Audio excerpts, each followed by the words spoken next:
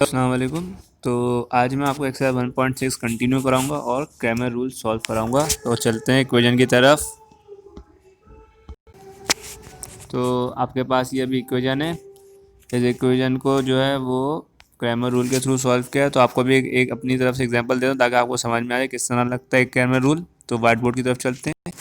तो first step तो यही किया कि सबसे पहले तो मैट्रिक्स अलग कर लिया, अननोन अलग कर लिया और जो राइट साइड पे है उसको अलग कर लिया। नेक्स्ट स्टेप क्या किया, आपको डिटर्मिनेंट निकालना है। इसको अगर ए समझ लें तो इसका डिटर्मिनेंट निकालना है। और डिटर्मिनेंट अगर इक्वल टू ज़ीरो आएगा तो आगे कंटिन्यू नहीं करेंगे, अगर नॉट इक्वल टू ज़ीरो आएगा तो फर्दर कंटिन्यू करेंगे। आगे चलते हैं। तो अगर आपको अननोन निकालना हो तो ये फॉर्मूला है। अगर एक्स निकालना है तो ए एक्स अपॉन ए, मतलब ए एक्स का determinant divide by A and A Y का डिटर्मिनेंट डिवाइड बाई ए। अब A X and A Y क्या है आपको दिखाता हूँ। तो पहली टर्म आपको अगर ए एक्स बनानी है तो ए एक्स किस तरह बनेगा, ए एक्स इक्वल टू, ये आपने मैट्रिक्स का साइन बनाया, ए एक्स एक मैट्रिक्स ही है। तो उसमें ए एक्स का मतलब क्या है कि आपको ये जो पहला कॉलम है ना, ये जो आपको दिख रहा है ये, इसको आप रिप्लेस कर देंगे इससे। तो ये क्या बन जाएगा, 1 2 बी एंड डी में कुछ भी हो सकता है नंबर, सही है। और ए एक्स का डिटर्मिनेंट का क्या मतलब है, ए एक्स का डिटर्मिनेंट, तो आपने इसको इसको मल्टीप्लाई करके आपस में माइनस कर दिया तो डिटर्मिनेंट आ जाएगा, सही है। ये आपका ए एक्स है। और ए वाई क्या है, ये A Y equal to, A Y का भी दोबारा मैट्रिक्स बनेगा। उसमें क्या होगा, सिंपली ये A and C as it is रहेंगे। और ए वाई में क्या होगा, दूसरा जो कॉलम है ना वो रिप्लेस हो जाएगा आपके राइट साइड वाले टर्म से। तो ए 1 2 से 1 2 आ गया एंड ए सी आ गया। और देन दोबारा डिटर्मिनेंट निकालना है तो क्या करेंगे, इसको आपस में मल्टीप्लाई करके आपस में माइनस कर देंगे तो वैल्यू आ जाएगी आपका। एक्स ए एक्स का डिटरमिनेंट आ जाएगा एंड ए वाई का डिटरमिनेंट आ जाएगा, सही है। और लास्ट स्टेप आपको क्या करना है फिर, एक्स इक्वल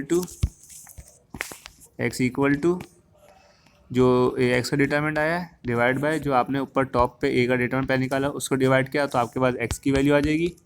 एंड वाई की वैल्यू निकालनी है तो वो आएगी ए वाई का जो डिटरमिनेंट निकला वो, और जो स्टार्टिंग में ए का डिटरमिनेंट निकला वो, इसका जो आंसर आएगा वो आपकी वाई की वैल्यू आ जाएगी। अब एग्जाम्पल की तरफ चलते हैं। तो अभी आपके सामने ये एग्जाम्पल है। एग्जाम्पल में वही पहला काम किया, मैट्रिक्स अलग किया, अननोन अलग किया, राइट हैंड साइड अलग की। देन आपने जो मैट्रिक्स था उसका आपने डिटरमिनेंट निकाला, चेक करा है कि नॉट इक्वल टू ज़ीरो आ रहा है, नॉट इक्वल टू ज़ीरो है। देन कंटिन्यू किया, कंटिन्यू करने के बाद कि आपने ए एक्स बनाया। आप गौर से देखिए ए एक्स किस तरह बना है। ये आपका ए जो ऊपर टर्म थी जिसमें लिखा हुआ था 2 6, ये भी दिख रही है आपको 2 6 1 5। अब जब ए एक्स बनाया तो उसमें क्या किया आपने, 1 5 तो एज इट इज़ रहा, देखें 1 5 तो एज इट इज़ रहा। लेकिन अब जो राइट हैंड साइड पे 3 1 था वो रिप्लेस कर दिया, वो दिखाता हूँ। जैसे दिख रहा है आपको ये 3 1, इस 3 1 ने ये कॉलम 1 को रिप्लेस कर दिया। तो आपका ये बन गया 3 1 1 5। ये आपका कहलाएगा ए एक्स। और देन आपने वही सेम काम किया, इसका डिटर्मिनेंट ले लिया, आपने ये डिटर्मिनेंट ले लिया तो आपका ये आंसर आ गया 14। आपका ए एक्स का काम हो गया। नेक्स्ट में क्या किया आपने, ए वाई निकालना है। ए वाई को देखें अब 2 6 3 1 है, तो 3 1 आपका पहले कॉलम 1 में था, वो कॉलम 1 में था तो वो कॉलम 2 में चला गया। और आपका जो एज इट इज़ 2 6 था वो नीचे चला गया, नीचे की तरफ, सही है। तो ये आपका ये टर्म बन गया। देन आपने दोबारा वही काम किया, आपने डिटर्मिनेंट ले लिया और आपका ये आंसर आ गया -16। और फाइनल स्टेप क्या किया आपने, दोनों को डिवाइड कर दिया और आपके पास ये एंड में आंसर ये आ गया, सही है। अब यही काम अगर आप मैट्रिक्स इन्वर्स से भी करेंगे तो भी ये आंसर आएगा, और उससे करेंगे कार्नर रूल से तो वही आंसर आएगा। अच्छा, तो अब आपके सामने ये एक प्रॉब्लम नज़र आ रही है, क्वेश्चन नंबर 4। अब बेसिकली इसमें प्रॉब्लम में होता ही है, आपको सिर्फ सिंपल इक्वेशन बना ली तो आपका काम हो गया। अब इक्वेशन कैसे बनती है, third angle of an isosceles triangle is less than 16। तो पहले आपको पता है आइसोसेलेस ट्राइंगल क्या होता है, कि जिसकी दो साइड बराबर होती है, थर्ड साइड डिफरेंट होती है।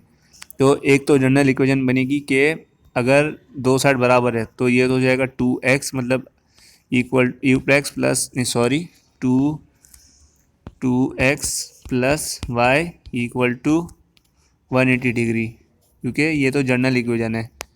नेक्स्ट स्टेप क्या होगा, ये जो नीचे आपकी एक जनरल इक्वेशन बन गई। अब आपको एक और इक्वेशन चाहिए, तो एक और इक्वेशन कैसे बनेगी, वो बनेगी क्वेश्चन के थ्रू। पहली बात तो ये है कि दो साइड बराबर है तो ये तो 2x आ गया।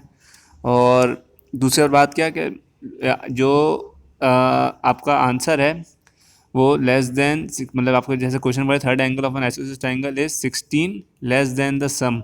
इसका मतलब क्या है कि आपका जो आंसर इस तरफ होगा वो 16 होगा। तो अब क्या चीज़ रहेगी, लेस देन बोला तो लेस देन -y, तो ये आपकी बन गई दूसरी दूसरी।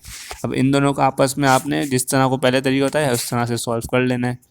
तो बस वीडियो यहीं तक थी, उम्मीद है पसंद आई होगी। इंशाल्लाह आगे आपको फर्दर हेल्पफुल कंटेंट देता रहूँगा।